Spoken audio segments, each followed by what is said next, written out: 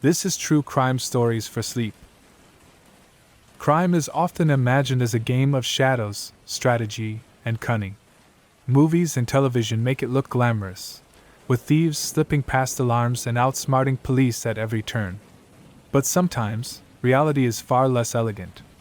Sometimes, criminals are caught not because of clever investigation or high-tech surveillance, but because of a single, glaring mistake.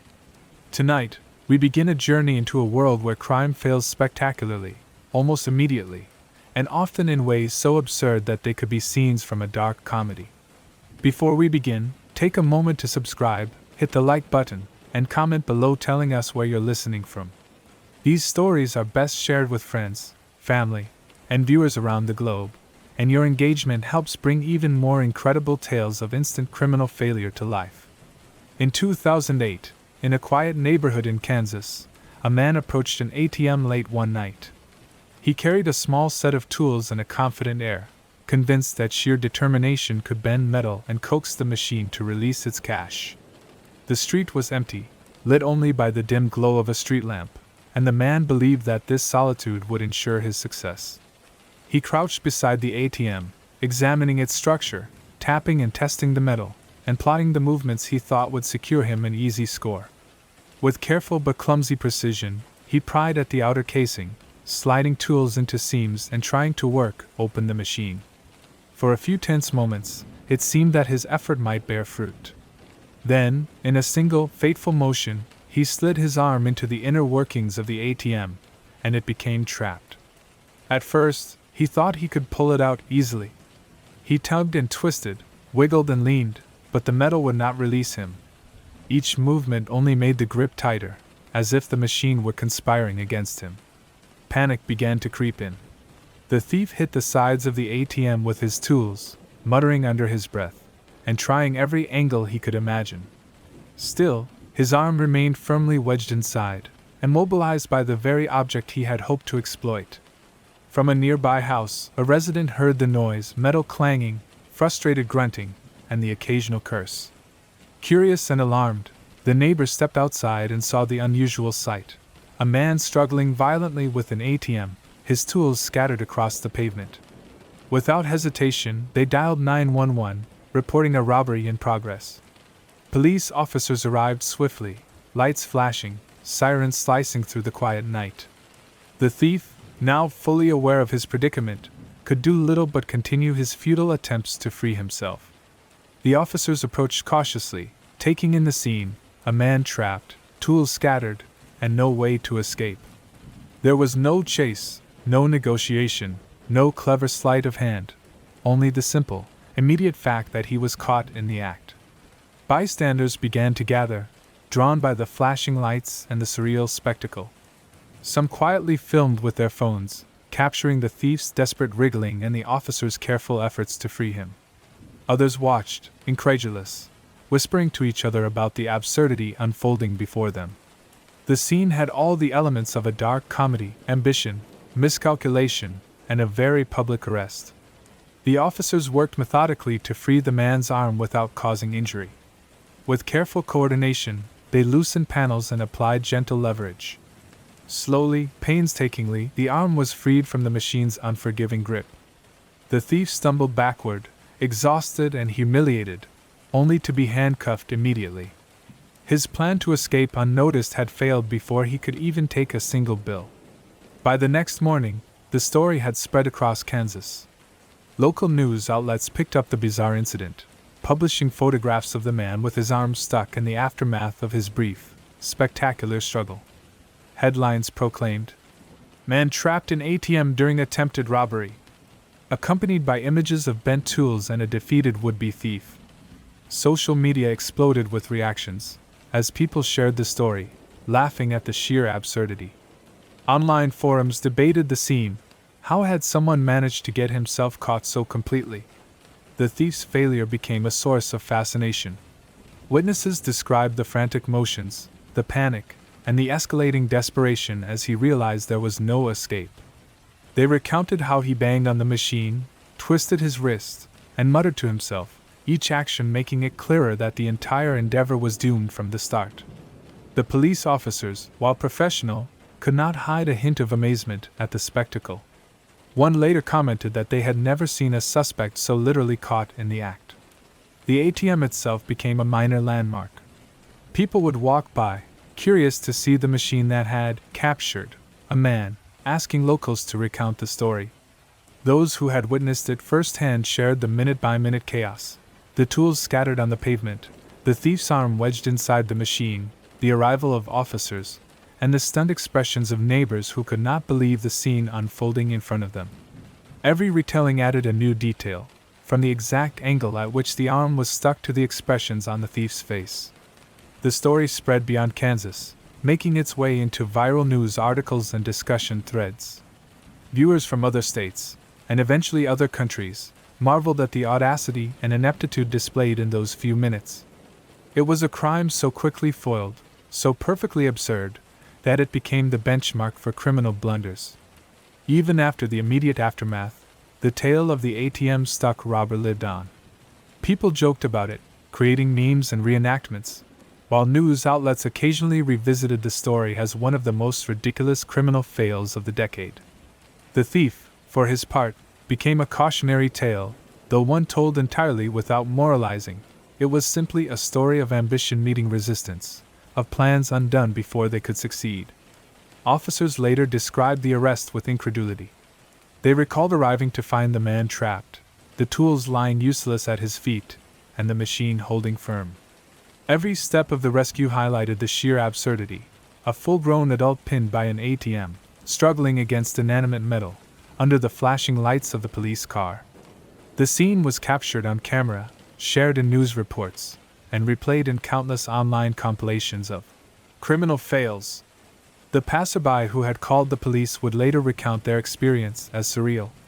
They had expected perhaps a car theft or a more typical break-in, not a man ensnared by an ATM. Neighbors whispered about the incident for weeks, laughing at the scenario and speculating about the thief's thought process. The image of a person literally caught in a cash machine became ingrained in local memory, a story recounted with amusement at parties, workplaces, and community gatherings. When the police finally led him away, the crowd dispersed, some still chuckling, some shaking their heads, and some simply in disbelief. The quiet street returned to normal, leaving behind the scattered tools, the slightly scratched metal of the ATM, and a story that would live on in Kansas folklore. The thief, briefly the center of attention, had vanished from the scene, leaving only a memory, a few photographs, and a cautionary tale told purely for the sheer absurdity of it. And so begins our series on the dumbest criminals who got caught instantly. In Kansas, in the quiet hours of the night, a man's overconfidence and poor judgment led to one of the most instantaneous arrests imaginable, with the world watching in astonishment and amusement. In the heart of Pittsburgh in 2012, a man decided to rob a bank. The streets were busy in the late morning, pedestrians crossing, cars inching through traffic, and the rhythm of daily life flowing as usual. Inside the bank, tellers were handling routine transactions, unaware that one customer had plans far from ordinary. He approached the counter, calm and seemingly composed, carrying nothing that would immediately identify him as a threat. He reached into his pocket and produced a small piece of paper. The paper contained a handwritten note, instructing the teller to hand over cash. At first glance, it seemed unremarkable, a standard demand note, the kind banks train their employees to handle. But one crucial detail immediately betrayed him. The note was written on the back of his own pay stub. Not a blank piece of paper, not a torn receipt, not even a scrap of notebook paper. His full name, address, and employment information were printed clearly for anyone to see. The teller, glancing at the note, recognized the unmistakable details. She read the demand, took in the name and address, and quickly followed procedure. Calmly, she handed over a portion of the cash as instructed, all while alerting security and silently activating the bank's silent alarm. The man, unaware of how obvious his blunder was, stuffed the money into his bag and made his way to the door, confident that his plan had succeeded. Outside, the city continued in its normal rhythm, oblivious to the absurdity that had just unfolded inside the bank. Pedestrians passed, the sun reflected off office windows, and traffic lights changed as if nothing unusual had occurred. The robber, carrying cash he thought was untraceable, moved toward the street, unaware that every detail of his identity was now known to law enforcement. By the time he exited the building, officers were already en route. The silent alarm had triggered a rapid response, and bank security had provided a complete description, along with the most damning piece of evidence, the note itself. Within minutes, police traced the pay stub back to its source, confirming the man's identity.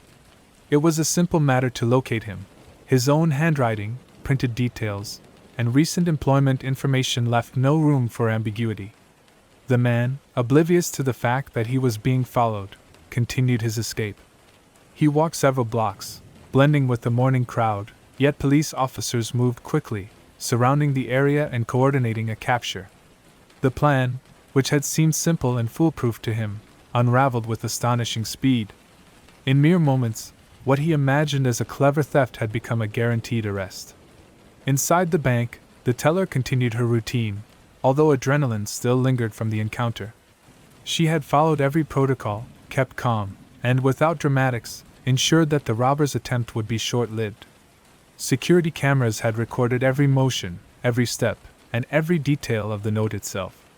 These recordings would later serve as undeniable evidence, showing not just the act of robbery but the remarkable simplicity with which it had been foiled.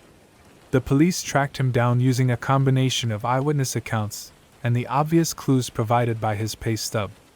Officers approached cautiously, but the moment they identified him, the arrest was immediate. The man was taken into custody without incident. He had walked into the streets carrying cash, believing he had escaped unnoticed, only to be confronted by officers within a few minutes.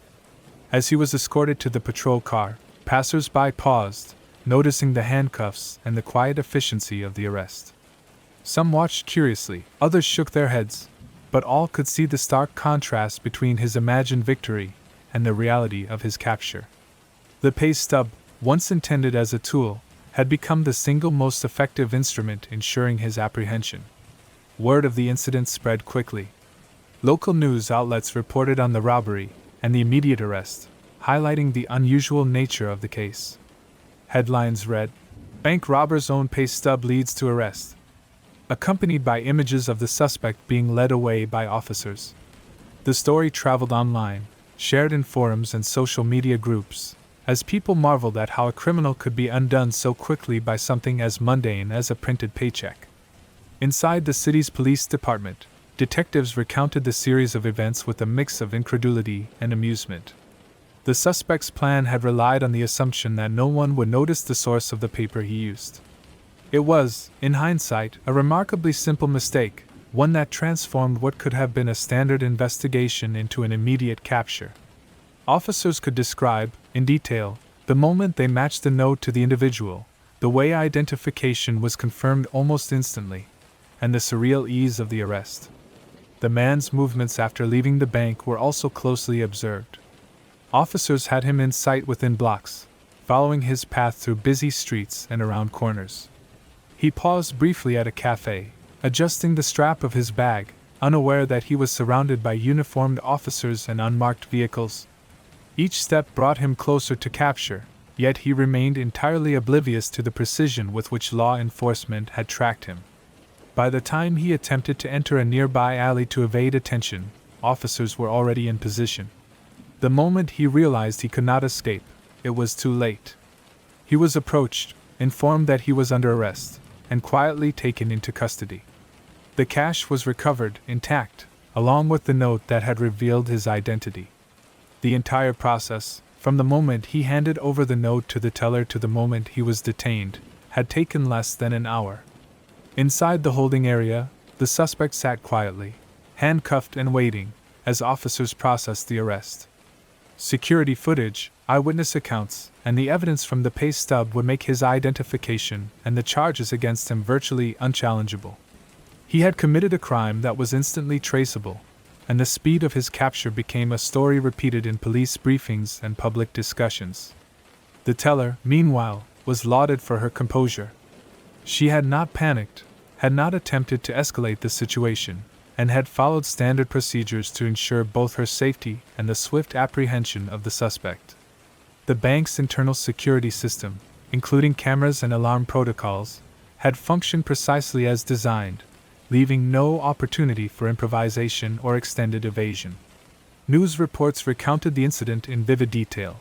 A man walking into a bank, a note in hand, unaware that the paper itself would betray him, the calm teller, the silent alarm, and the rapid arrival of police.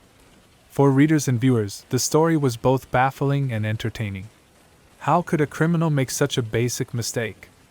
And yet, every detail was verifiable: the note, the pay stub, the sequence of events leading to the immediate arrest. The story spread beyond Pittsburgh. Online news forums, social media platforms, and discussion boards shared the tale widely. Users commented, speculated, and joked about the ease with which the suspect had been caught. The robbery, which might have gone unnoticed in another era, became a lesson in how small oversights can instantly unravel any plan, even before the perpetrator has a chance to enjoy their supposed gain. Despite the embarrassment of the arrest, the man's actions became part of a growing collection of bizarre and instant criminal failures. Local residents would recount the incident for years, laughing at the image of a would-be thief undone by his own paperwork. Police officers often referenced the case when discussing unusual arrests, highlighting it as an example of a crime foiled without chase, negotiation, or complex investigation. From the moment the teller received the note to the moment police led the suspect away, the sequence was remarkably swift. Each action, each movement, contributed to a narrative of instant capture. The man had walked into the bank believing he could steal money and disappear. Instead, within minutes, he was identified, located, and taken into custody, the absurd simplicity of his failure leaving witnesses in disbelief. Even years later, the story remained a favorite among those who collect tales of instant criminal mishaps. Forums and media outlets revisited it repeatedly, sharing the details, the photos, and the timeline. The thief's brief attempt at robbery became a widely recognized example of how quickly a plan can collapse when the simplest mistake is made. And so, the bank robber who wrote his note on his own pay stub became a story remembered for its absurdity, its immediacy, and the fact that one small error could lead to instant capture in a busy city. Every step, from entering the bank to being led away in handcuffs, unfolded like a chain reaction, unstoppable and perfectly timed. In Maryland, in 2009, a burglar decided to break into a suburban home. It was late afternoon, the neighborhood quiet as children played in yards and neighbors tended to gardens. The man approached the house with the usual tools of his trade: a crowbar, gloves, and a small bag containing what he believed would help him move quickly and quietly. From the outset, his plan was straightforward: enter, grab valuables, and leave without being seen.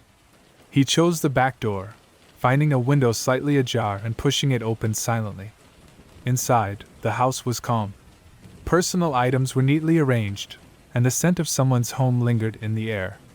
The burglar moved with deliberate care, careful not to trip over rugs or bump into furniture. In the living room, he spotted electronics: a laptop on the desk, a desktop computer near the bookshelf, and a flat-screen television across the room. He began gathering items, placing them methodically into his bag, confident that no one would interrupt his efforts. Once he had collected the smaller valuables, watches, jewelry, and electronics, he noticed the desktop computer powered on. A thought occurred to him: why not see if there was anything online worth taking advantage of?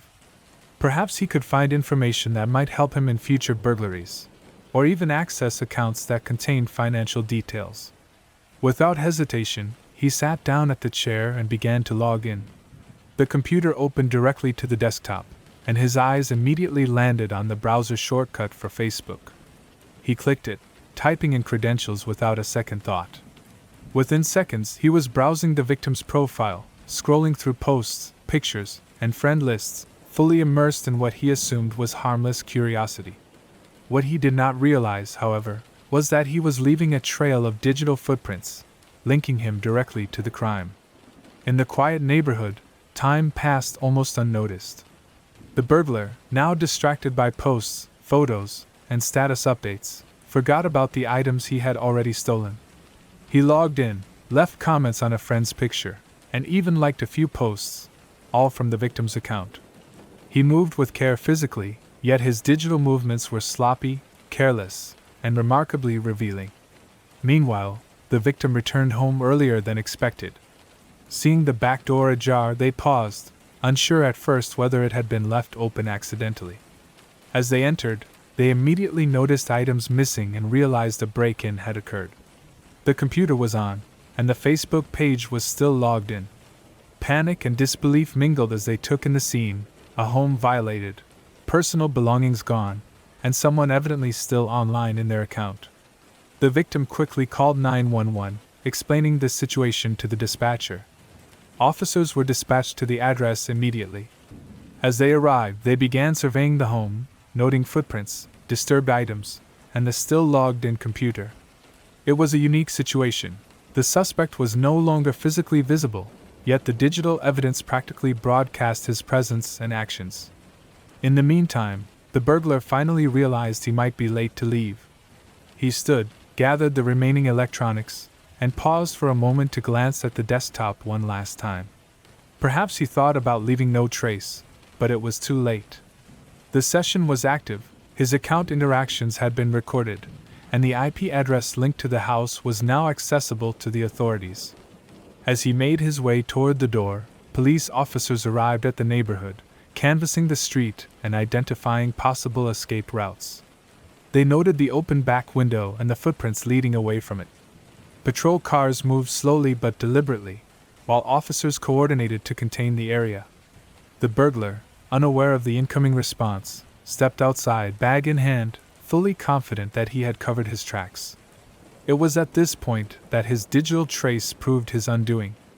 Investigators, alerted by the 911 call and aware of the Facebook login activity, traced the session to a nearby IP address.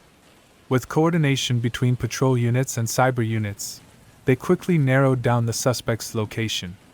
Within minutes, officers spotted the man attempting to make his way down a side street, still carrying the stolen electronics.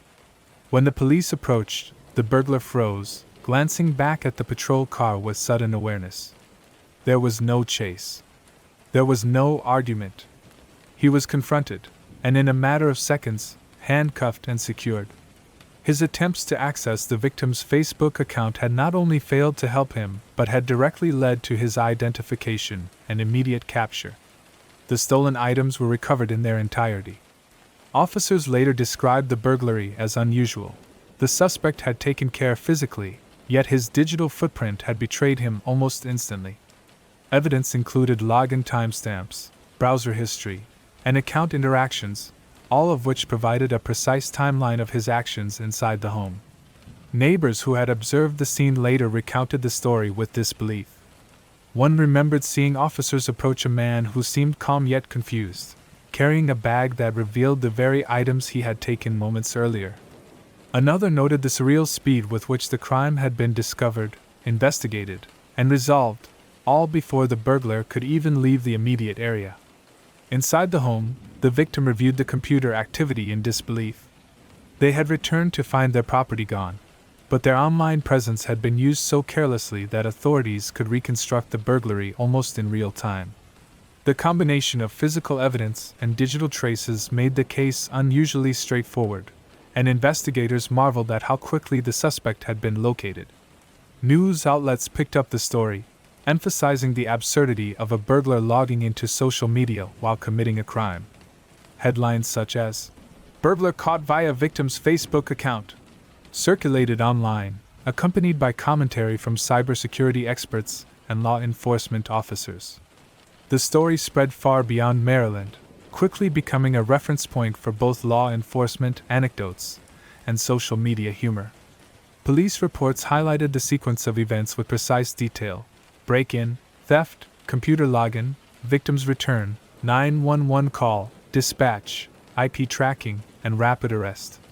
The timeline was almost cinematic in its clarity, illustrating a crime that had unraveled in real time. Officers described the moment of arrest as almost surreal, a suspect apprehended not by witness confrontation, chase, or physical altercation, but because of the ease with which he had interacted with the victim's digital world. In the following days, discussions among neighbors, friends, and online audiences focused on the unusual nature of the burglary. People marveled at how quickly the suspect had been caught, the straightforwardness of the evidence, and the sheer audacity of logging into a victim's account in the middle of a crime. Each retelling added minor details: the posture of the suspect, the expression on his face, the contents of the bag, but the central narrative remained the same: distraction and overconfidence had led to instant capture. The case also highlighted the interconnectedness of modern crime and technology. The burglar had believed that his physical actions were sufficient to evade detection, unaware that every digital interaction could serve as an immediate signal to law enforcement. This single misstep made it possible for officers to reconstruct his movements with precision and effect a rapid arrest. By the end of the week, the story had been widely shared online. Videos and posts retelling the incident circulated in forums, often emphasizing the bizarre combination of digital naivety and physical boldness. The burglar's attempt, meant to be stealthy and profitable, had instead become a viral anecdote illustrating how quickly a crime could be undone by a single, careless action. Even within the police department, the incident was discussed repeatedly. Officers noted the unusual combination of ordinary burglary and extraordinary digital failure. Every detail, from the suspect's approach to the home to his login into Facebook, was catalogued and reviewed. The arrest itself was remarkably swift, with little room for improvisation, negotiation, or pursuit. As for the burglar, he remained in custody while investigators documented the scene, reviewed security footage, and confirmed the details of the login. Each action he had taken, once seemingly inconsequential, had created a clear, traceable path leading directly to him. The combination of old-fashioned police work and modern technology ensured that there was no escape. The tale of the Maryland Facebook burglar became a reference point for discussions about instant criminal capture. People repeated it with amazement, laughter, and incredulity, marveling at the speed and precision with which law enforcement had resolved the case. For witnesses, the suspect, and the digital world he had interacted with, the story unfolded like a sequence of dominoes, one small action leading inexorably to a rapid and undeniable conclusion. And so, in the quiet neighborhoods of Maryland, in 2009, a burglar's own curiosity and lack of caution led to one of the most immediate captures imaginable. In 2009, in a small town in Iowa, two men decided to attempt a robbery at a local liquor store. The streets were quiet in the early evening, and the store sat under the dim glow of its exterior lights. Inside, the clerk was attending to the final customers of the day, scanning bottles and exchanging cash with practiced efficiency, unaware that two would-be robbers were preparing to enter, armed only with bravado and an unusual idea of disguise. The two men had made preparations, but not the kind most criminals consider necessary. They arrived together, walking casually down the street, carrying nothing that could immediately betray their intentions. Their disguise, as they had planned it, was remarkably simple. They had drawn thick black marks across their faces using permanent markers, covering key features such as eyebrows, cheeks, and the bridge of their noses. The result was a crude attempt at concealing their identities, a visual effect more reminiscent of children playing dress-up than of professional criminals executing a robbery.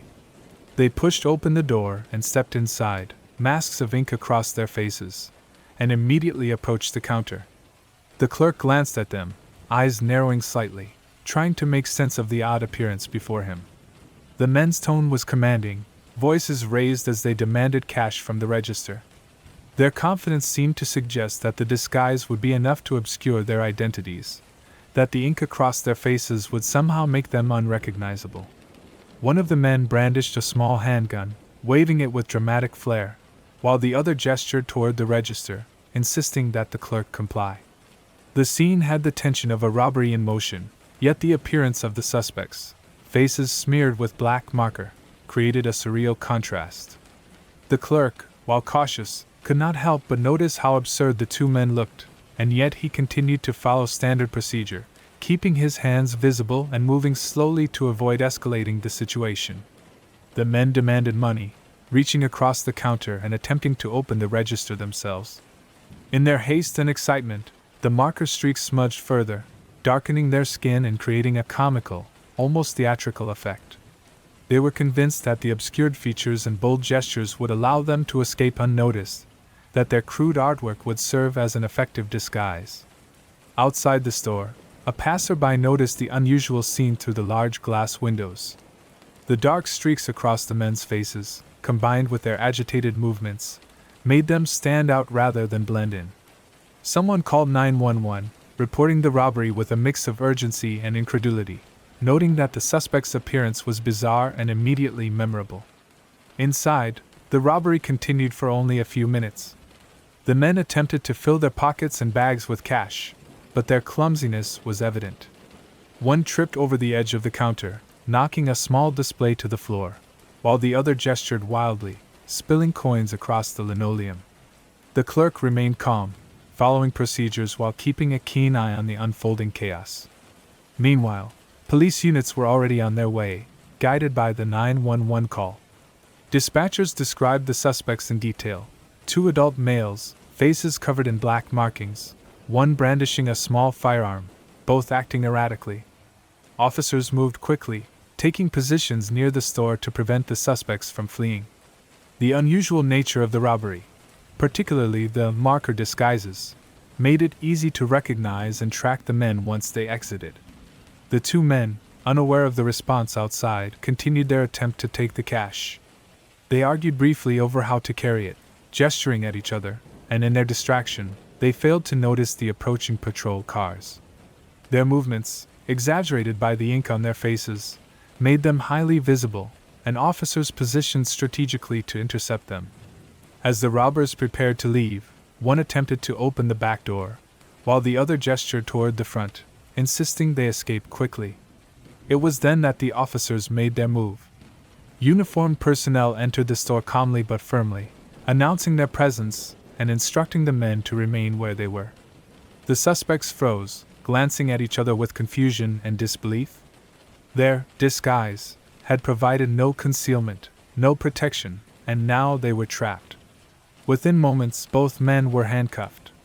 Their faces, smeared with black marker, were instantly recognizable, not just to the officers but to any witnesses who had observed the robbery. Passers-by, still outside, watched with a mix of relief and amusement as the scene unfolded. The absurdity of the situation, the combination of criminal intent and childish disguise, made it clear that the robbery had been doomed from the start. The officers led the men outside, where patrol cars were positioned to prevent any attempt at escape. The black markings on their faces had begun to smudge further under the evening air, giving the suspects a grotesque, almost theatrical appearance. Each step they took was observed, recorded, and catalogued. The stolen cash was retrieved from pockets and bags, though it was clear that the men had not been able to gather much before their capture. Back inside the store, the clerk provided statements to the responding officers, detailing the sequence of events. He described the gestures, the demands, and the appearance of the men, noting how the disguise had been entirely ineffective. Security footage captured the incident in real time: the opening door, the entrance of the men, the brandishing of a small firearm, the frantic motions, and ultimately, the calm intervention of law enforcement. The unusual robbery quickly drew attention beyond the local area. News outlets reported on the incident, highlighting the bizarre nature of the suspects' disguises. Headlines described the event as "Liquor store robbers caught in marker masks," emphasizing both the audacity and the incompetence of the men involved. Online discussions and social media posts shared images from security cameras, showcasing the stark contrast between the men's intended anonymity and the ease with which they were recognized and apprehended. Witnesses recounted the scene with vivid detail. One neighbor remembered seeing the men argue inside the store, their gestures exaggerated, their faces dark with marker, and their movements clumsy. Another noted how the officers arrived almost immediately after the 911 call, responding with a calm precision that highlighted the speed with which the situation had been resolved. Inside the patrol vehicles, the 2 men remained silent, their faces still smudged with black ink. They were transported to the local police station, where photographs were taken, statements recorded, and the stolen money catalogued as evidence. The absurdity of the case, the combination of criminal intent, poor planning, and ineffective disguise, made it one of the more memorable arrests in recent years. The story spread quickly through local media, becoming a point of discussion among residents and viewers. People laughed at the image of two grown men attempting to commit a robbery with permanent markers smeared across their faces. Security experts noted the ease with which the suspects were identified and captured, though in this case, no analysis was needed. The visual evidence spoke for itself. For weeks afterward, the marker-covered robbery became part of the town's collective memory. Residents recounted the story to neighbors and friends, each retelling emphasizing the men's crude disguises, their exaggerated movements, and the swift arrival of police.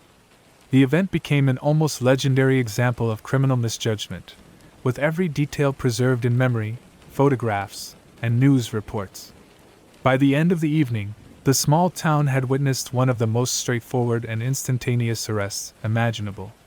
Two men had walked into a store, attempted to intimidate a clerk, and left with nothing except the attention of law enforcement. Their plan, based on the assumption that a few streaks of black marker would conceal their identities, had failed entirely. Every action they had taken had led directly to their apprehension, leaving behind a story that would be retold for years. The security footage captured the moments leading up to their arrest in meticulous detail. Each gesture, each step, each flailing motion was documented, providing a clear timeline from entry to capture. Officers noted how quickly the suspects' panic had escalated once confronted, how their lack of planning became apparent, and how the smudged ink on their faces had made them unmistakably identifiable. By the following day, news reports had circulated widely, drawing attention from national audiences. The combination of the robbers' appearance, their ineptitude, and the speed of their capture made the story compelling. Social media users commented, shared screenshots, and even created humorous illustrations, emphasizing the surreal nature of the crime. The two men remained in custody, facing charges for robbery and attempted theft. The incident itself was documented in official police reports, with photographs and witness statements providing a detailed record. Officers recalled the case with amusement, noting how quickly a robbery had been foiled by the suspects' own poor planning. Every step, from their arrival to their capture, was catalogued as a clear sequence of events, a timeline that illustrated how little was needed for a crime to unravel completely. In 2011, in the state of Georgia, a group of men hatched a plan to rob a local bank. It was mid-morning, and the streets were alive with traffic, pedestrians, and the quiet hum of daily business. The men had driven into the area in a car they believed would allow them to arrive, commit the crime, and escape unnoticed. Inside the vehicle, they reviewed their plan with brief gestures and quiet words, confident that everything was in place. The bank itself sat at the corner of a busy street, with large windows overlooking the sidewalk and a parking lot behind the building.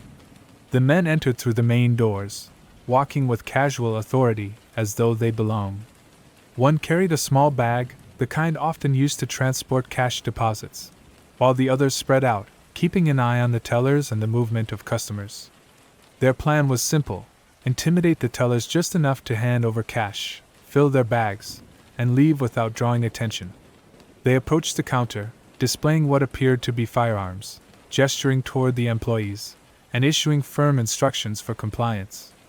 The tellers, trained for such situations, reacted quickly, placing stacks of cash into the provided bags while alerting security and activating silent alarms. As the men filled their bags with cash, they remained unaware of a critical detail. Unknown to them, one of the money bags contained a GPS tracking device, installed by the bank to safeguard against theft. This small, inconspicuous device would prove to be the pivotal element in what was about to unfold. The robbery proceeded as they intended, or so they thought. The men moved with haste, ensuring that the bags were full, checking that the doors were clear, and preparing to exit. The tension was high but manageable, and for a brief moment, they allowed themselves a sense of accomplishment. The cash, carefully stacked in the bag with the GPS tracker, was theirs, or so it seemed. Once outside, the men loaded the stolen money into their vehicle and sped away. The streets, still bustling with morning activity, offered an illusion of anonymity. They believed that their careful timing and calculated route would let them disappear before police could respond. But the GPS tracker embedded in the bag began transmitting immediately, sending real-time location data directly to law enforcement. Inside the police department, officers monitoring the silent alarm and security protocols immediately received the signal from the bank's GPS system. Dispatchers were able to track the precise location of the bag as it moved through the streets, transmitting continuous updates to patrol units in the area. The robbers' carefully chosen route was now fully exposed, every turn, every stop, and every acceleration monitored by technology that they had not considered. As the car navigated through traffic, officers coordinated on multiple vehicles, forming a perimeter that would ultimately prevent escape. The men, unaware that their path was being traced in real time, drove with the confidence of criminals who believed they were in control. Each movement, each turn, only brought them closer to an inevitable interception. The first patrol car spotted the vehicle on a major thoroughfare. The officer noted its erratic speed and cautious glances from inside, sensing that the driver might be engaged in illicit activity. As other units joined the pursuit, the GPS signal confirmed the vehicle's identity and path. Within minutes, officers positioned themselves to intercept the car safely, ensuring that the suspects could not flee without confrontation. Inside the vehicle, tension grew as the men began to realize that something was wrong. They noticed multiple police vehicles trailing them, lights flashing but sirens silent to avoid causing panic in surrounding traffic. Confusion and fear spread quickly, their earlier confidence evaporating. Attempts to change routes or take alternate streets were futile. The GPS tracker had already communicated their location, and law enforcement coordinated seamlessly to anticipate every move. Finally, as the vehicle approached an intersection with police units blocking all exits, the men were forced to stop. The doors opened, officers approached, and the suspects were ordered to exit the vehicle. There was no chase, no struggle, and no negotiation. Within moments, they were handcuffed, the bags of cash secured, and the situation under control. The GPS tracker, the very device meant to prevent theft, had led law enforcement to their precise location, rendering any escape attempt impossible. Witnesses on the street observed the scene with a mix of disbelief and curiosity. Some had seen the vehicle moving through the neighborhood at high speed, unaware that it carried stolen cash. The sudden arrival of multiple police vehicles, the calm approach of the officers, and the rapid apprehension of the suspects created a striking contrast to the chaos the men had hoped to orchestrate. Back at the bank, employees watched the events unfold via surveillance cameras and communication from officers on the ground. They saw the vehicle, the attempted escape, and the immediate capture, all in real time. The GPS tracker had allowed them to witness the resolution of the robbery almost instantaneously, confirming the security system's effectiveness and the precision of the coordinated response. The suspects were led from the vehicle, their faces reflecting a combination of panic, frustration, and disbelief. Their plan, which had seemed foolproof just minutes earlier, had unraveled completely due to a single overlooked detail: the GPS-equipped bag. Law enforcement officers cataloged the stolen cash, secured the vehicle, and documented the arrest, ensuring that all evidence was preserved. News outlets quickly reported the incident, emphasizing the unusual method by which the suspects were tracked and captured. Headlines described how the robbers were apprehended thanks to a GPS device hidden in the stolen money, highlighting the swift and efficient nature of the arrest. Security footage from both the bank and patrol vehicles documented every step of the sequence, from the robbery to the capture, creating a clear timeline that illustrated how quickly the crime had been foiled. In the days following the arrest, discussions among law enforcement and the local community focused on the speed and precision of the capture. Officers described how the GPS signal allowed them to track the vehicle in real time, coordinate multiple units, and prevent any possibility of escape. Neighbors who had witnessed the scene recounted the moment when the suspects realized they were trapped, recalling the sudden shift from confident criminals to apprehended men. The suspects were transported to the police station, their hands cuffed, and the stolen cash and equipment cataloged as evidence. Investigators reconstructed the entire sequence, entry into the bank, collection of cash, placement into the GPS-equipped bag, exit from the bank, and subsequent tracking to the point of capture. The documentation was thorough, illustrating how a single technological safeguard rendered the robbery impossible to complete. For the suspects, the realization of their failure came almost immediately. What had begun as a high-stakes heist ended in a swift and complete arrest. They had underestimated the systems in place, overlooked the embedded GPS device, and failed to anticipate the rapid coordination of law enforcement. Their movements, once thought secret, had been entirely exposed, leaving no opportunity to evade capture. News coverage and social media posts spread the story widely. People marveled at the speed of the arrest and the simplicity with which technology had undone the robbery. The GPS device, small and unassuming, had proven more effective than the robbers' planning, driving the narrative of the incident across national and international media outlets. Inside the police department, officers recounted the events to colleagues, describing the precision with which the suspects were tracked and intercepted. Each element, the initial silent alarm, the GPS signal, the coordinated units, had worked in harmony to ensure a rapid and complete apprehension. The robbery, intended to be lucrative and brief, had ended in minutes, with the suspects detained and the stolen cash recovered. The vehicle used by the suspects was impounded, and the bags of cash were returned to the bank. Investigators continued to review the GPS data, ensuring that every movement was accounted for and recorded. The suspect's plan, from entry to attempted escape, was documented with meticulous detail, leaving no room for uncertainty regarding their involvement. And so, in Georgia in 2011, a robbery that might have seemed carefully planned ended almost immediately. A group of men entered a bank, took cash, and exited, only to be tracked and captured thanks to a small GPS device hidden in one of the bags. Every movement, every turn, and every decision had been monitored, leaving the suspects no chance to escape. Within minutes, law enforcement had turned what could have been a chaotic situation into a swift and decisive resolution.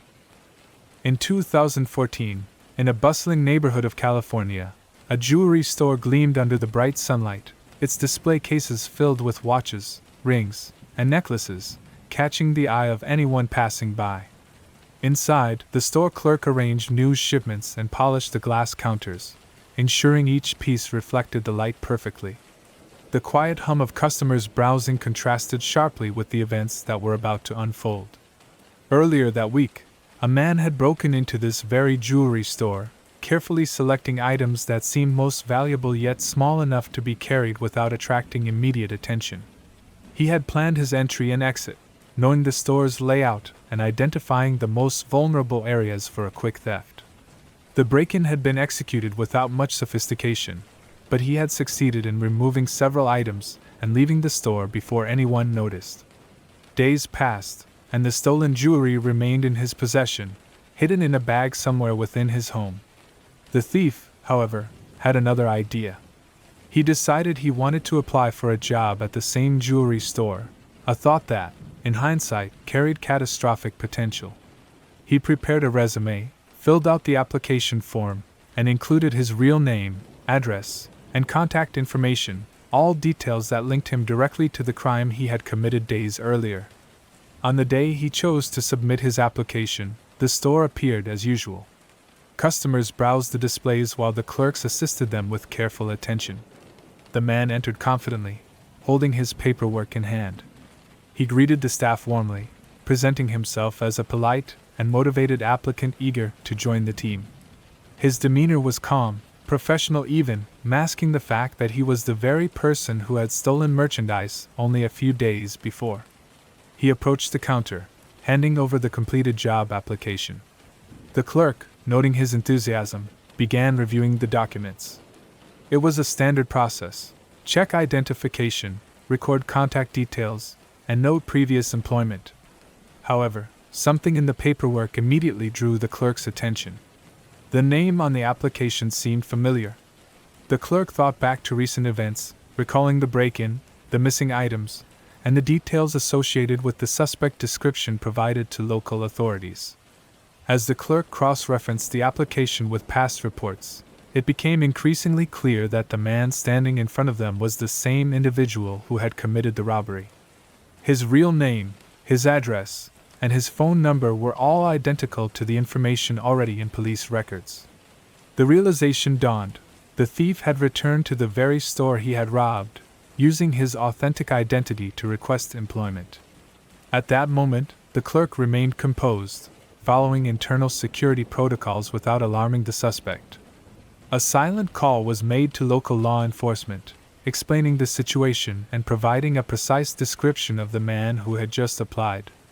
Officers received the call and responded immediately, recognizing the unusual circumstances. The suspect, meanwhile, continued to interact with the staff, completely unaware of the growing net of consequences surrounding him. Within minutes, uniformed officers arrived at the jewelry store, entering calmly and surveying the scene. The man, still holding his application and smiling politely, had no idea what was about to happen. The clerk indicated subtly toward the suspect, and the officers approached him with quiet authority. There was no chase, no struggle, and no need for dramatic confrontation.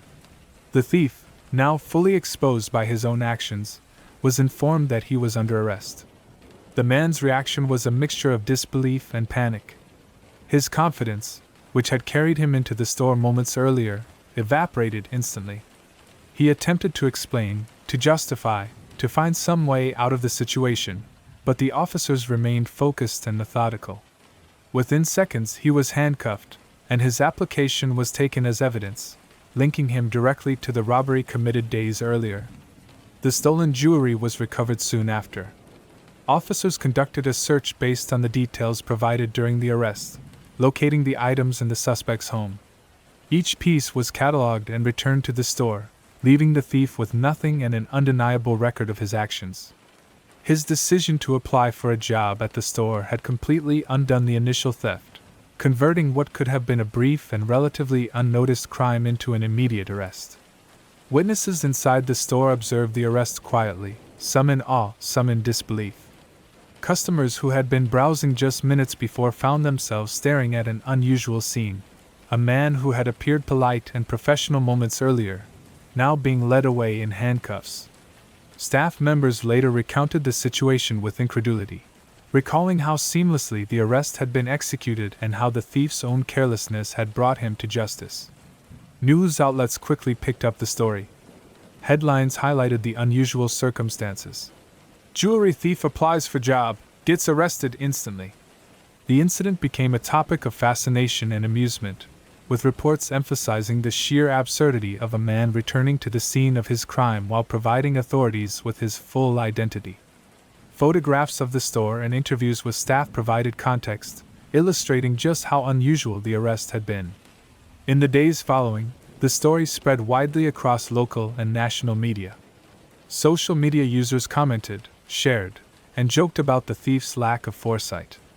Forums discussed the case in detail, analyzing the sequence of events, the audacity of returning to the crime scene, and the rapid intervention by law enforcement. The narrative was simple yet compelling.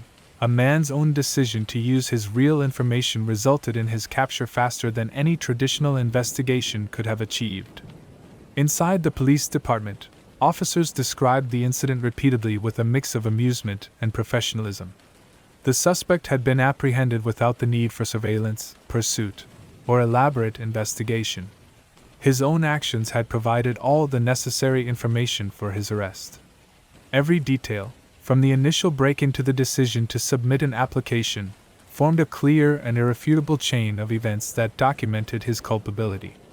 The suspect remained in custody while investigators completed their work. His application, the recovered jewelry, and witness statements were all recorded meticulously. Officers noted the speed of the arrest, the unusual circumstances, and the efficiency with which the suspect had essentially delivered himself into custody. For law enforcement, it was a case that demonstrated both the unpredictability of criminal behavior and the sometimes surreal consequences of poor judgment. Outside the store, neighbors and passers-by recounted the story in the following days.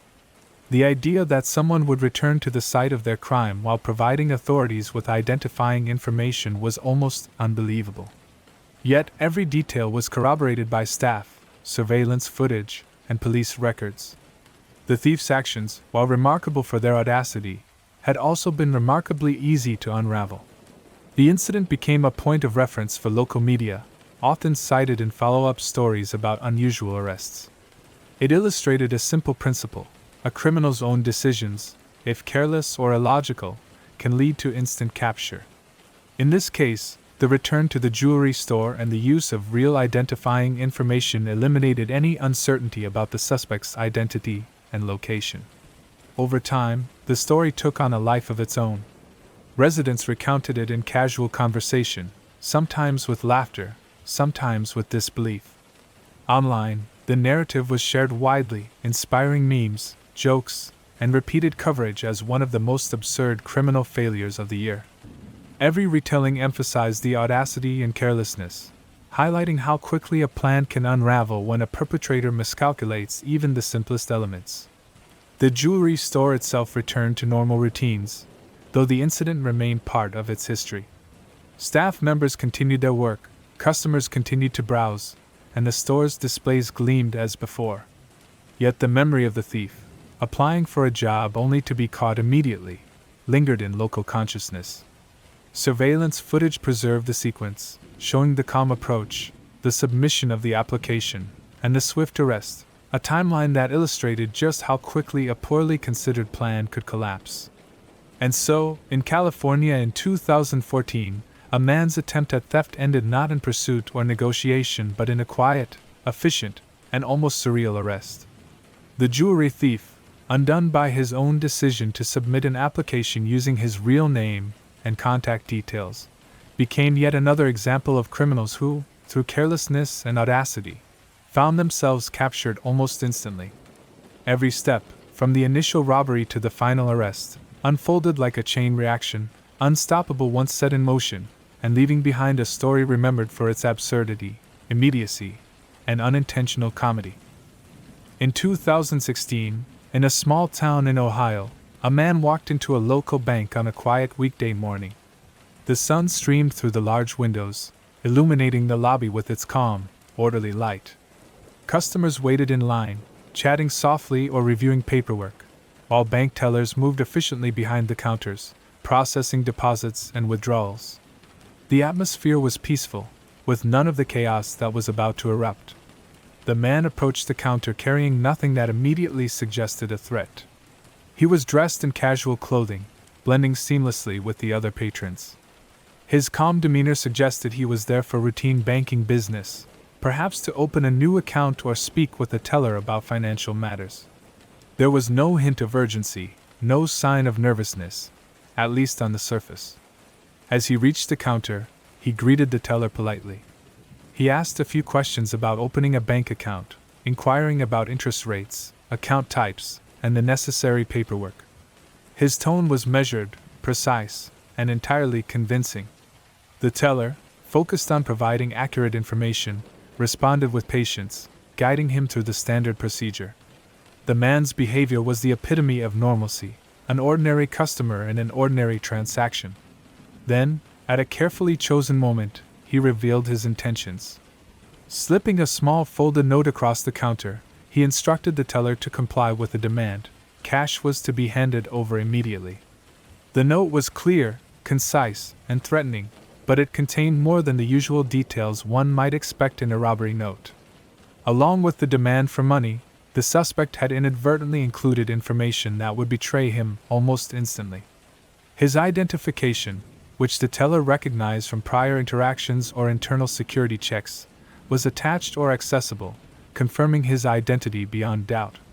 The teller's reaction was swift and controlled. She remained calm, following the bank's procedures for handling robbery attempts. While her hands moved slowly toward the cash drawer, she discreetly activated the silent alarm and signaled security personnel. The tension in the lobby increased slightly, though the atmosphere remained professional and orderly. Other customers continued to observe, some with curiosity, others with growing concern, but the situation remained under control. As the man collected the cash, still attempting to appear calm and in command, security personnel moved closer. Officers, already notified through the alarm system, arrived quickly. Their presence was immediate but unobtrusive, blending into the surroundings until the right moment to intervene. The suspect, focused on the teller and the cash, did not notice the officers positioned strategically around the bank. The robbery attempt, while seemingly precise in the suspect's mind, began to unravel the moment he realized that the teller had recognized his identification. Any advantage he had hoped to maintain vanished instantly. The officers moved in as he stepped back from the counter, attempting to assess the best route to exit the bank. He had not accounted for their rapid arrival, nor had he anticipated that his identity would be so easily verified. Within moments, the man was approached and instructed to remain still. He froze, glancing around in sudden awareness, realizing that his plan had failed before he could even leave the counter. The officers communicated calmly and clearly, guiding him through the arrest procedure. His hands were placed behind his back, and handcuffs secured him quickly, leaving no room for resistance. Witnesses inside the bank observed the scene with a mixture of surprise and disbelief. Customers who had been waiting in line moments before now found themselves watching a robbery attempt foiled almost immediately. The suspect, who had walked in casually and conducted a routine conversation about bank accounts, was now being led away in handcuffs, his earlier confidence replaced by visible panic. The stolen cash was recovered immediately, and officers verified that no one in the bank had been harmed. The teller continued to assist customers calmly, returning to regular duties even as the arrest concluded. Security footage captured every step of the sequence: the approach to the counter, the slip of the note, the teller's response, and the officer's intervention. The recordings would later provide a detailed and irrefutable timeline of events. The man's identification and prior history were confirmed at the scene. Law enforcement officers documented the situation meticulously, noting the suspect's actions, statements, and the sequence of the arrest. Each step, from entering the bank to being handcuffed, was recorded, leaving no ambiguity about what had occurred. The immediacy of the arrest underscored the efficiency of the response and the effectiveness of the teller's training. News outlets quickly picked up the story. Headlines described the event as "Bank robber caught immediately after attempting to open account," emphasizing the unusual circumstances of a robbery foiled before the perpetrator could even leave the counter. The story spread across local and national media, drawing attention to the speed and precision of law enforcement and the teller's calm handling of the situation. Neighbors and passers-by recounted the incident with incredulity. Some marveled at how quickly the robbery had been thwarted. Others noted the sheer audacity of the suspect, attempting to blend into normal banking procedures while executing a crime. Social media users shared the story widely, often highlighting the almost surreal combination of ordinary customer behavior and criminal intent. Inside the police department, officers described the incident as remarkable. The suspect had been caught instantly, without a chase, struggle, or prolonged negotiation. His own identification and actions had facilitated the rapid arrest. Every element, from the teller's response to the immediate arrival of officers, created a clear chain of events that led to a swift resolution. Investigators later reviewed the security footage and statements from witnesses. The footage showed the suspect calmly discussing account options with the teller before presenting the note, a sequence that highlighted the absurdity and immediacy of the situation. Each frame captured the contrast between the calm beginning and the sudden, decisive intervention of law enforcement. The suspect was transported to the police station for processing. The cash, the note, and any other evidence were catalogued and preserved. Officers reconstructed the timeline, documenting every interaction and movement to ensure a complete record of the crime and arrest. The entire event, from entry to arrest, took only minutes, demonstrating the speed with which a poorly planned robbery could be neutralized. Local residents and business owners discussed the incident in the following days. Many expressed astonishment at the suspect's audacity, noting that he had attempted to commit a crime while simultaneously presenting identifying information. The speed of the arrest became a common topic of conversation, reinforcing the unusual and almost unbelievable nature of the event. The bank itself resumed normal operations quickly. Employees returned to their routines, customers continued transactions, and the lobby regained its calm, orderly atmosphere. Yet the story of the robbery attempt and the instantaneous arrest lingered in memory, becoming part of the bank's narrative and local lore. Surveillance footage and internal documentation preserved every detail, ensuring that the event would be remembered accurately. The man's actions, from entering the bank to attempting to collect cash while providing his identification, highlighted a striking combination of audacity and carelessness. Every decision he made contributed directly to his immediate apprehension. Officers later noted that his lack of foresight and underestimation of teller procedures had made the arrest almost inevitable. As news of the arrest spread, people across the region shared the story widely. Online forums, social media posts, and news articles emphasized the speed and unusual nature of the capture. Many remarked on the surreal combination of calm demeanor, criminal intent, and instant consequences. The narrative was compelling. A man entering a bank with the intent to rob it, yet undone within minutes by the very systems and procedures he sought to exploit. The suspect remained in custody, facing charges for attempted robbery. Law enforcement officers documented the entire sequence in detail, from the notes slipped across the counter to the recovery of cash and the immediate arrest. Each element of the crime was verified and recorded, leaving no room for dispute. The arrest had been swift, efficient, and final. And so, in Ohio in 2016, a bank robbery attempt ended almost before it began. The man, who had walked into the bank posing as a customer seeking to open an account, found himself apprehended almost immediately. Every step, from initial approach to final arrest, unfolded in a precise sequence, leaving behind a story of audacity, poor planning, and instant capture, a narrative that would be remembered for its efficiency, absurdity, and seamless unfolding. In 2010, in the busy streets of Chicago, the evening rush had settled into its usual rhythm. Cars moved steadily along the avenues, streetlights began to flicker on, and the aroma of food from local restaurants filled the air. Among the many delivery drivers navigating the city's streets was a young man with a familiar task: delivering a large pizza to a residential address. The pizza was carefully boxed, still steaming, and strapped securely in the delivery car, ready for its final journey. Meanwhile, two men were planning a robbery in the same neighborhood. They had been watching the streets, observing the comings and goings of vehicles and pedestrians, and finally settled on a target: a delivery driver who would be easy to stop and whose vehicle could serve as a quick escape. Their plan, as it was, seemed straightforward in their minds. They intended to steal the car and the cash for the delivery, relying on speed and surprise. The men approached the delivery driver as he returned to his car after completing a small transaction. One blocked the driver's path, while the other gestured aggressively, demanding the keys and the contents of the car. The driver, startled but unharmed, complied with the demands, handing over the keys and stepping back to allow them access to the vehicle. The two men jumped into the car, ready to speed away and begin what they believed would be a successful getaway. However, in the chaos of taking the car, they neglected one important detail: the pizza. One of them instinctively grabbed the boxes, perhaps intending to secure them or simply out of confusion. In the process, they left a trail of grease and sauce behind them. Each step, each hurried movement, deposited evidence that would prove crucial in the unfolding events.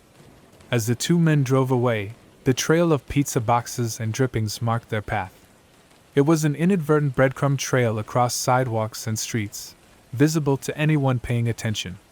Pedestrians noticed the unusual scene: two men fleeing with a delivery car and the pizza still in hand, leaving behind a mess on the pavement.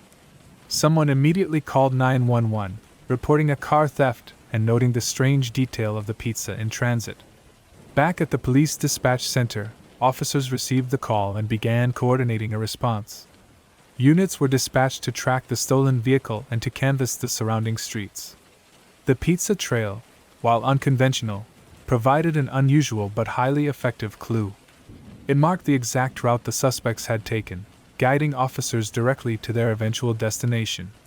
Meanwhile, the men, oblivious to the chaos they had left in their wake, navigated the streets with a growing sense of unease. They were aware of the crime they had committed, but the realization that they had left behind such obvious evidence had not yet dawned on them. Their focus remained on escaping, driving as quickly as possible, and hoping for a clear route out of the neighborhood. The grease trail, however, betrayed their every move. It led officers and alert citizens alike from street to street, each mark providing a map of the suspect's flight path. The trail wound through alleys, along sidewalks, and across intersections, making the progress of the criminals easily traceable. Within a short period, the path led directly to an apartment complex that the men had intended as a temporary hideout. As they parked the stolen car near the building, the trail still clearly visible, the officers converged on the location. Multiple units arrived simultaneously, positioning themselves to prevent escape and ensure the apprehension of the suspects.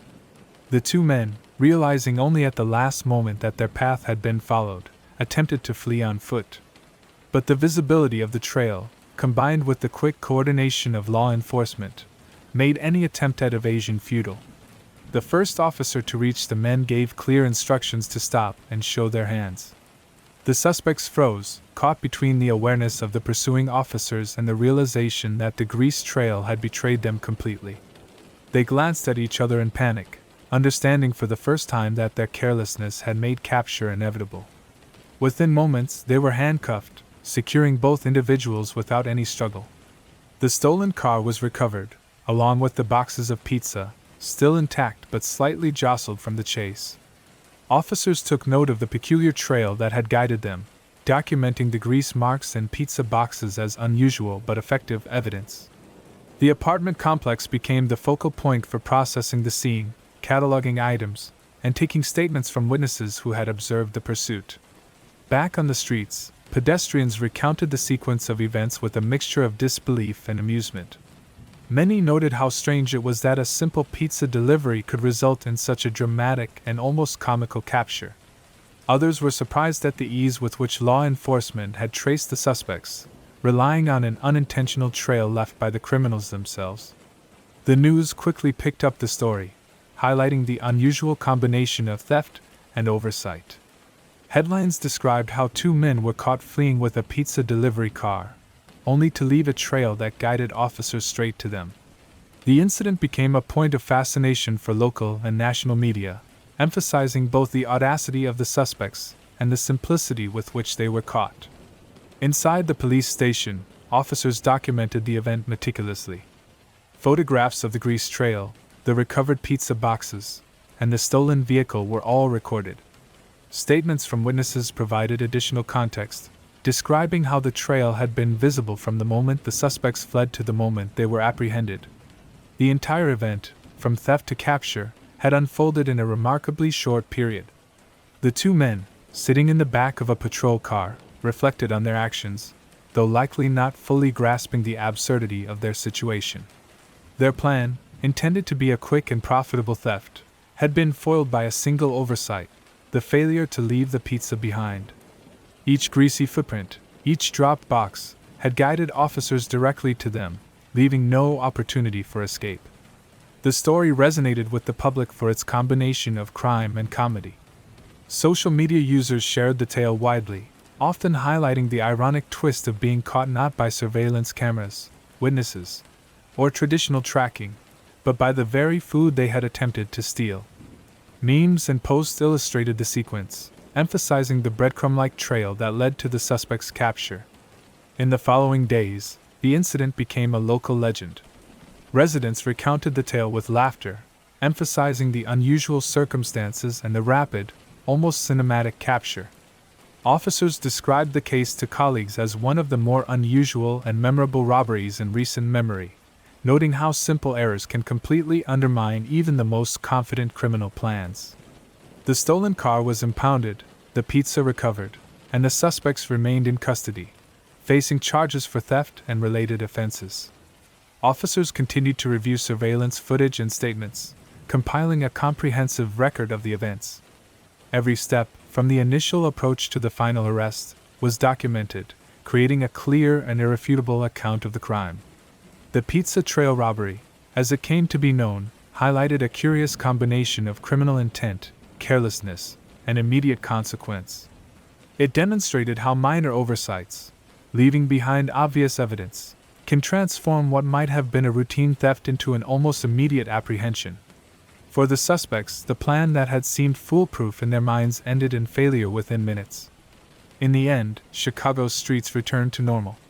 Delivery drivers continued their routes, residents resumed their routines, and the incident became a story to be told over time, retold with amusement and disbelief.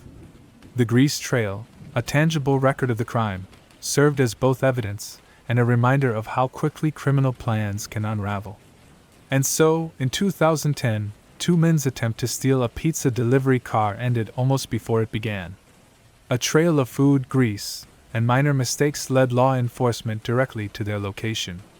Every step, every miscalculation, and every greasy footprint contributed to an arrest that unfolded like a sequence in a surreal narrative, an instant capture made possible by the very pizza they had tried to steal.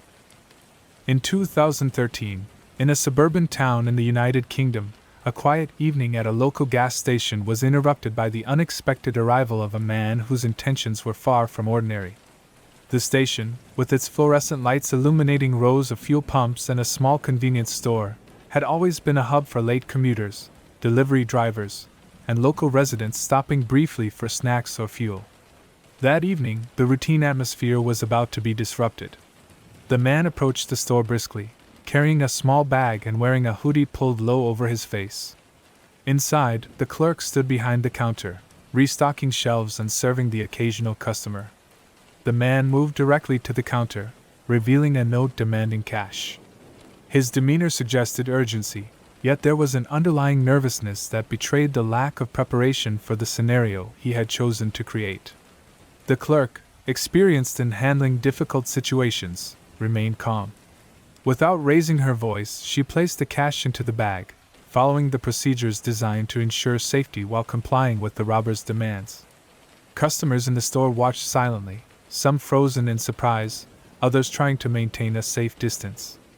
The air was tense, a delicate balance between the calm of trained staff and the anxiety of an unfolding crime. Once the bag of cash was secured, the man turned toward the exit, expecting to make a swift getaway. However, there was one critical element missing from his plan: a vehicle. He had assumed, perhaps erroneously, that he could improvise an escape after obtaining the money. He exited the store, scanning the parking lot and nearby streets for a way to leave, but no car was waiting, no accomplice was present, and no plan had been arranged for this essential step. In his scramble, he pulled out a phone to call for transportation. Perhaps he intended to hail a taxi, perhaps to request a ride from a friend, but in doing so, he unknowingly set the stage for his immediate capture. Unaware that the call could be intercepted or traced by law enforcement, he dialed the number, his sense of urgency increasing as he realized the absence of any practical escape. Meanwhile, the clerk had already activated the store's silent alarm during the robbery. Within moments, local police units were alerted to the incident, receiving a description of the suspect and details about the stolen cash. Officers quickly dispatched patrols to the location, knowing that the suspect had not yet left the immediate vicinity. The lack of a getaway vehicle meant that the man was virtually trapped, his movement limited and predictable. As he waited outside the store, attempting to arrange transport, the man drew attention to himself. His pacing, nervous glances, and hurried phone calls made him highly visible to witnesses and law enforcement alike. Patrol units arrived swiftly, moving to surround the area and prevent any chance of escape. The absence of a pre-planned route or vehicle left the man vulnerable and exposed, with every step being observed and recorded. The phone call he made became a critical factor in his capture. Law enforcement, using standard tracing techniques, pinpointed the origin of the call in real time. Dispatchers relayed the information to officers on the ground, directing them to the exact location where the suspect was standing. With the perimeter in place and the suspect effectively cornered, there was no room for negotiation or evasion. The man realized too late that his lack of preparation had left him trapped. Officers approached, giving clear and repeated instructions to stop and place his hands where they could be seen. His initial attempts to flee were halted almost immediately, as multiple units blocked all possible exits. Confusion and panic overtook him, his previous confidence now replaced by fear and disbelief. Within moments, the suspect was handcuffed, the stolen cash recovered, and the scene secured. Witnesses inside and outside the store observed the swift and decisive action of law enforcement, noting how the man's own lack of planning had rendered the robbery almost futile. There was no dramatic chase, no negotiation, no struggle, simply a quiet, immediate capture facilitated by his own oversight. Inside the patrol vehicles, officers documented the incident thoroughly. Statements were taken from the store clerk and any bystanders, and photographs of the scene captured the layout, the position of the suspect, and other relevant details. The stolen money was catalogued as evidence, and the suspect's phone was secured for further examination, preserving the details of the call that had inadvertently revealed his location. News outlets quickly reported on the robbery and the suspect's capture. Headlines highlighted the absurdity of the situation. Gas station robber arrested after forgetting getaway vehicle. The story spread through local media and online platforms, emphasizing the unusual combination of criminal intent and immediate consequences caused by a simple lack of planning. Photographs of the gas station and the surrounding area accompanied reports, providing visual context to the story. Residents of the neighborhood discussed the incident with surprise and amusement. Many found it difficult to comprehend that someone would attempt a robbery without arranging transportation, leaving themselves vulnerable to immediate capture. Social media platforms buzzed with commentary, jokes, and speculations, highlighting both the audacity and the ineptitude of the suspect. The police department provided a detailed account of the arrest, describing the rapid response, the tracing of the phone call, and the strategic placement of patrol units. Officers noted how the suspect's own actions had made their work straightforward, allowing them to secure the scene and apprehend the individual without risk to the public or themselves. The narrative of the arrest emphasized both efficiency and the unusual circumstances that facilitated the immediate capture. Inside the gas station, the clerk returned to regular duties once the suspect was in custody. The cash was verified and secured, customers resumed their transactions, and normal activity gradually returned. The incident, while disruptive in the moment, left the store and its employees unharmed, and the swift intervention of law enforcement ensured that the robbery was resolved quickly and efficiently. The suspect remained in custody, facing charges for robbery and related offenses. Investigators reviewed the sequence of events, including the robbery, the phone call, the police response, and the arrest, documenting each step in detail. The incident was recorded as an example of how quickly criminal plans can fail when essential elements, like a getaway vehicle, are neglected. Witnesses later recounted the sequence of events to friends, neighbors, and media outlets. The combination of audacity and ineptitude made the story memorable. A man attempting to commit a robbery only to be caught because he had not arranged any means of escape. Each retelling emphasized the simplicity with which law enforcement was able to intervene and prevent any further escalation. The narrative of the gas station robbery spread beyond the local community. National news outlets picked up the story, often highlighting the absurdity of the circumstances. Social media users shared accounts, photographs, and commentary, focusing on the irony of the suspect's capture being caused entirely by his own oversight. Memes and jokes circulated, emphasizing the immediacy and predictability of the arrest. Inside the police station, officers discussed the case as an example of how planning, or the lack thereof, can determine the outcome of criminal activity. The absence of a getaway plan, the phone call, and the rapid response of patrol units all contributed to a swift and effective resolution.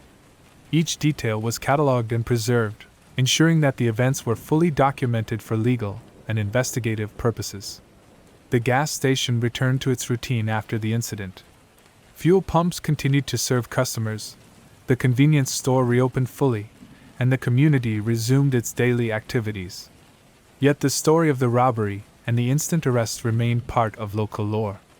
It was recounted repeatedly, a tale of criminal audacity undone by a single, critical oversight. And so, in 2013, a man's attempt to rob a gas station ended almost before it began. Without a getaway vehicle, exposed by his own phone call, and quickly intercepted by law enforcement. The robbery was foiled in a matter of minutes. Every step, every misjudgment, and every moment of oversight contributed to an arrest that unfolded seamlessly. A story of instant capture made possible entirely by the suspect's own poor planning. In 2014, in a quiet residential neighborhood of Oregon, the sun had begun its slow descent, casting long shadows across well-kept lawns and quiet streets. Houses lined the roads in neat rows, each one seemingly ordinary and secure.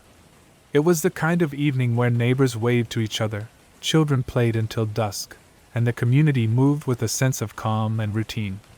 Into this setting stepped a man whose intentions would soon disrupt the evening's tranquility. The burglar approached a house at the edge of the neighborhood, a modest two-story home with a small porch and a driveway leading to a garage. The street was nearly empty, save for a passing car or two, giving the impression of privacy and safety for those inside the home. The man, carrying a small bag to hold stolen items, examined the property with a practiced eye, or so it seemed. He had identified points of entry, noted the absence of visible residents, and prepared to move quickly once inside. Once confident the house was unoccupied, the burglar forced open a window at the back of the home. The lock gave way under a slight pressure, and he slipped inside with careful, quiet movements. Inside, the house was as it should be, tidy, organized, and filled with the everyday objects of a family's life. The burglar moved with deliberate intent, heading toward rooms likely to contain valuables, the living room, office, and master bedroom. He began collecting items of value, electronics, small jewelry, cash in drawers, and placing them carefully into the bag he had brought.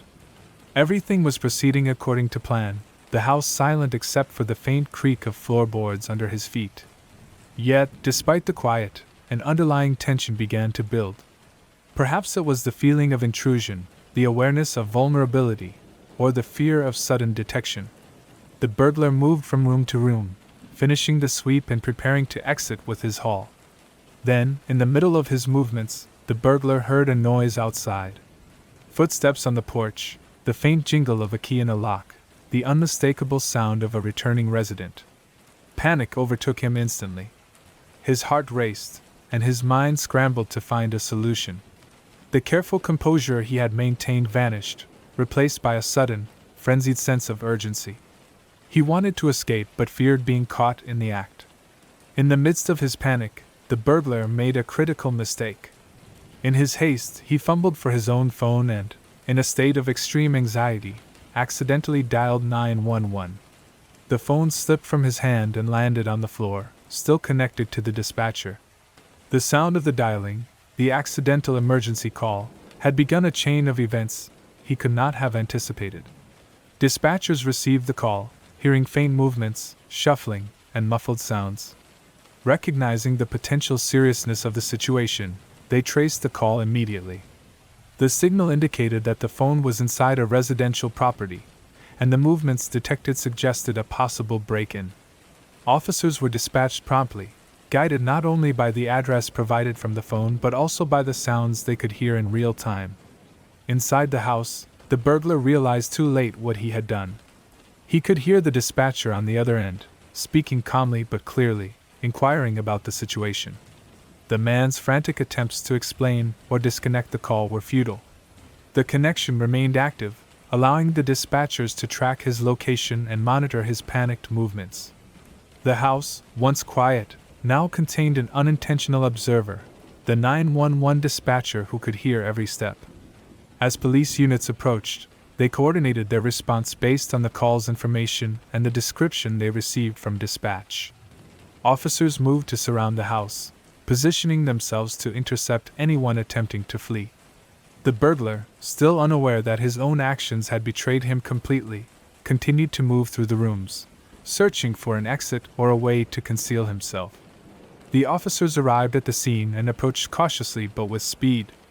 They had real-time information from the 911 dispatcher, who remained connected to the call, providing updates on the burglar's location inside the house.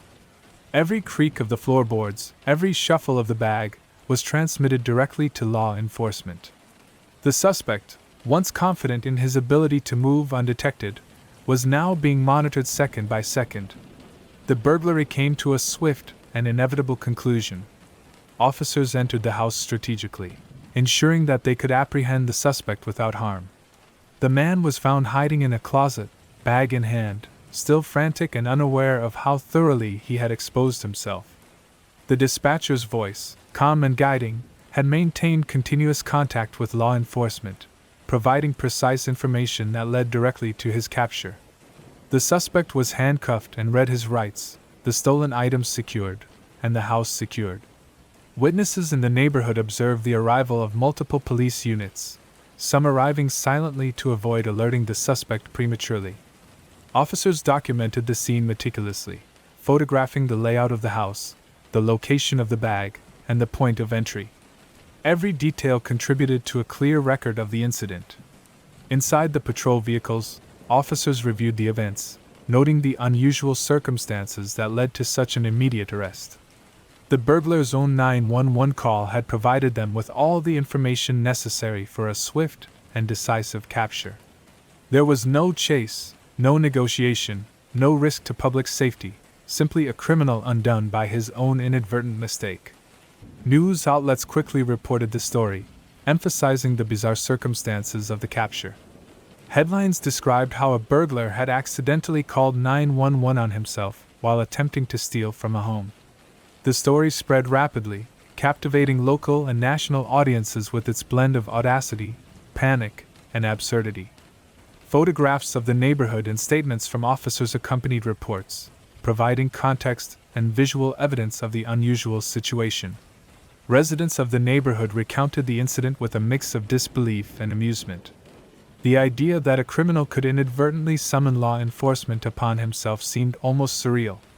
Social media posts amplified the story, with users sharing their reactions, joking about the circumstances, and marveling at the instant capture facilitated entirely by the suspect's own panic and carelessness. Inside the police station, investigators documented the sequence of events thoroughly. The 911 call, the suspect's movements, and the recovered items were all catalogued, creating a comprehensive record of the crime. Statements from the dispatcher and responding officers provided additional context, emphasizing the immediacy and unusual nature of the capture. Each detail reinforced the narrative of a burglary undone by its own perpetrator. The stolen items, which had initially motivated the burglary, were recovered and returned to the homeowner. Officers ensured that all evidence was properly preserved, including the phone, the bag, and any fingerprints or other identifying marks. The suspect remained in custody, facing charges for burglary and related offenses, his arrest documented as one of the most immediate and unusual captures in recent memory. The story of the 2014 Oregon burglar became a topic of discussion across the community. Neighbors recounted the tale repeatedly, emphasizing the strange combination of criminal intent, panic, and instantaneous consequence. The narrative highlighted how a single careless action, dialing 911, had transformed a potentially serious crime into a swift and almost comical resolution. In the days following the arrest, the incident continued to circulate in news reports, social media discussions, and local anecdotes. People marveled at the speed of law enforcement's response, the precision with which the suspect had been located, and the unusual circumstances that made the capture possible. The burglar, undone entirely by his own actions, became a cautionary tale and a source of incredulous amusement. And so, in Oregon in 2014, a burglary that might have gone unnoticed for hours ended almost immediately. A man, panicked by the thought of discovery, accidentally called 911 on himself, providing real-time information to law enforcement. Every frantic movement, every step through the house, every moment of confusion contributed to an instant capture, leaving behind a story of criminal miscalculation, immediate consequences, and a level of absurdity that would be remembered for years.